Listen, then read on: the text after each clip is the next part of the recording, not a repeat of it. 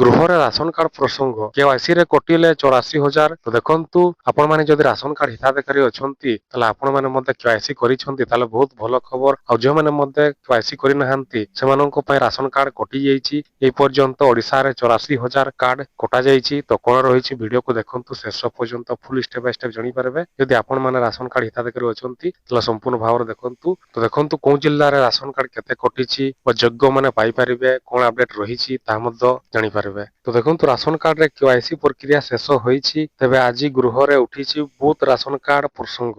ରାଜ୍ୟରେ କେତେ booth ration card ଧାରୀ ଚିହ୍ନଟ ହେଲେ ବୋଲି ଅଶ୍ୱିନୀ କୁମାର ପାତ୍ର ପ୍ରଶ୍ନ କରିଥିବା ବେଳେ ଖାଉଟି ଯୋଗାଣ ଓ ଖାଉଟି କଲ୍ୟାଣ ମନ୍ତ୍ରୀ ଉତ୍ତର ଦେଇଛନ୍ତି। ମନ୍ତ୍ରୀ କୃଷ୍ଣଚନ୍ଦ୍ର ପାତ୍ର କହିଛନ୍ତି ଯେ ଇ କେୱାଇସି ପରେ ବାଦ ପଡିଥିଲେ 84,757 ହିତାଧିକାରୀ। ଏପର୍ଯ୍ୟନ୍ତ 22,293 ଅଯୋଗ୍ୟ ରାସନ କାର୍ଡ ଚିହ୍ନଟ ହୋଇଛି। ମନ୍ତ୍ରୀ ଆହୁରି ମଧ୍ୟ କହିଛନ୍ତି ଯେ ନୂଆ ରାସନ କାର୍ଡ ଆସିବା ପରେ ଯାଞ୍ଚ କରାଯାଏ 2,000ରୁ ଅଧିକ ଅଯୋଗ୍ୟ ହିତାଧିକାରୀ ଚିହ୍ନଟ କରାଯାଇଛି। କଟକ ଜିଲ୍ଲାର ସର୍ବାଧିକ 2,554 ରାସନ କାର୍ଡ କଟିଥିବା ବେଳେ ବୌଦ୍ଧର ସର୍ବନିମ୍ନ 101 ରାସନ କାର୍ଡ କଟାଯାଇଛି। ସେହିଭଳି ଗଜପତି ଜିଲ୍ଲାରେ 232ଟି, ଅନୁଗୁଳ ଜିଲ୍ଲାରେ 1,101ଟି ରାସନ କାର୍ଡ କଟିଛି। 552 ଜଗତସିଂହପୁରରେ 487, ଯାଜପୁରରେ 605, ବାଲେଶ୍ୱରରେ 1,436, ବରଗଡ଼ରେ 468, ଭଦ୍ରକରେ 567, ବଲାଙ୍ଗୀରରେ 645, ଦେବଗଡ଼ରେ 210, ଢେଙ୍କାନାଳରେ 387ଟି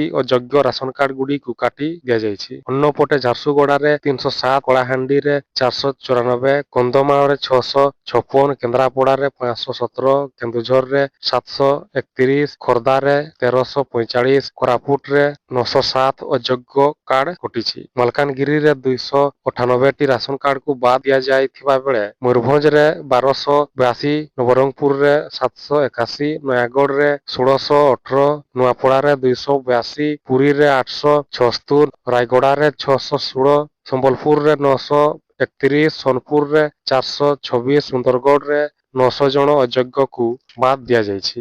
ଅନ୍ୟପଟେ ହଜାର ହଜାର ପ୍ରକୃତ ଅଯୋଗ୍ୟ ହିତାଧିକାରୀ ରାସନ କାର୍ଡ ଖଣ୍ଡେ ପାଇବାକୁ ବଞ୍ଚିତ ହୋଇଛନ୍ତି। ଏହି ସମସ୍ୟାରେ ସବୁଠୁ ଆଗରେ ଅଛି ଅନୁଗୁଳ ଜିଲ୍ଲା, ଯେଉଁଠି 3,972 ହିତାଧିକାରୀ ରାସନ କାର୍ଡକୁ ବଞ୍ଚିତ ହୋଇ ରହିଛନ୍ତି। ତ ଦେଖନ୍ତୁ ଯଦି ଆପଣମାନେ ମଧ୍ୟ ଇ କେୱାଇସି କରିନାହାନ୍ତି ଏବେ ପର୍ଯ୍ୟନ୍ତ ତାହେଲେ ଆପଣମାନେ ଯାଆନ୍ତୁ ଖୁବ ଶୀଘ୍ର ଆପଣମାନେ କେୱାଇସି କରନ୍ତୁ, ଯାହାକି ଡିଲର ସହିତ ଯୋଗାଯୋଗ କରି, ନହେଲେ ଯାହାକି 84,000 ଆପଣଙ୍କ ରାସନ କାର୍ଡ କଟାଯାଇଛି। ଏବେ ମଧ୍ୟ ଧୀରେ ଧୀରେ ରାସନ କାର୍ଡ କଟା ଯାଉଛି, ଯାହାକି ଆପଣମାନେ ଯଦି କରିନାହାନ୍ତି ଖୁବ ଶୀଘ୍ର କରନ୍ତୁ। ତ ଏଇଭଳିଆ ଆଜିର ଅପଡେଟ ଥିଲା ଆପଣମାନେ ଜାଣିଥିବେ, ଯାହାକି କେତେ କୋଉ ଜିଲ୍ଲାରେ ରାସନ କାର୍ଡ କଟାଯାଇଛି ଆଉ କଣ ଯୋଗ୍ୟମାନେ ପାଇପାରିବେ ତାହା ମଧ୍ୟ ଆପଣମାନେ ଜାଣିଛନ୍ତି। ତ ଆଶା କରୁଛି ଭିଡିଓ ଭଲ ଲାଗିଥିବ, ତାହେଲେ ସେୟାର କରନ୍ତୁ, ଲାଇକ୍ କରନ୍ତୁ।